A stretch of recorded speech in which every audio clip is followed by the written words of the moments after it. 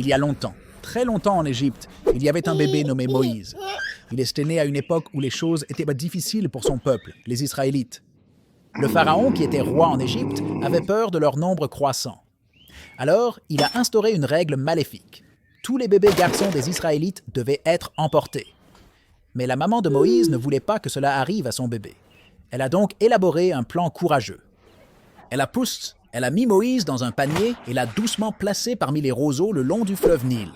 La fille du pharaon a trouvé le panier pendant qu'elle se baignait dans le fleuve. Elle a eu pitié du bébé qui pleurait et a décidé de s'occuper de lui. Moïse a grandi dans le palais du pharaon comme un prince d'Égypte, même s'il était en réalité un Israélite. Quand Moïse a vieilli, il a vu à quel point le pharaon traitait mal les Israélites. Ils étaient forcés de travailler durement et étaient souvent battus. Cela a rendu Moïse contrarié. Et un jour, il a tué un garde égyptien qui battait un esclave israélite. Après cela, il a dû quitter l'Égypte. Alors il s'est enfui dans un pays lointain et y a vécu pendant de nombreuses années. Puis quelque chose d'incroyable s'est produit. Dieu a parlé à Moïse depuis un buisson ardent qui ne se consumait pas.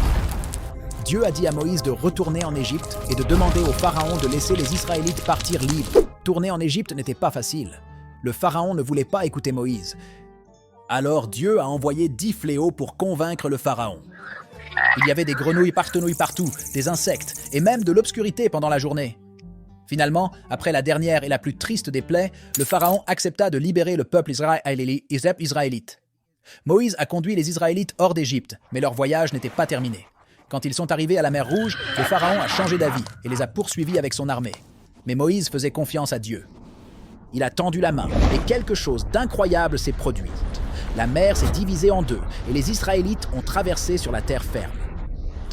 Une fois en sécurité, la mer s'est redevenue normale et l'armée du pharaon ne pouvait plus les suivre. Moïse et les Israélites étaient enfin libres. Ils ont voyagé longtemps pour atteindre une montagne spéciale appelée Sinaï. Là, Dieu a donné à Moïse les 10 commandements, qui étaient des règles importantes sur comment vivre et être bons les uns envers les autres. La vie de Moïse était pleine d'aventures et de miracles. Il a commencé comme un bébé dans un panier et est devenu un grand leader qui a aidé son peuple à trouver la liberté et leur a montré comment vivre avec gentillesse et justice.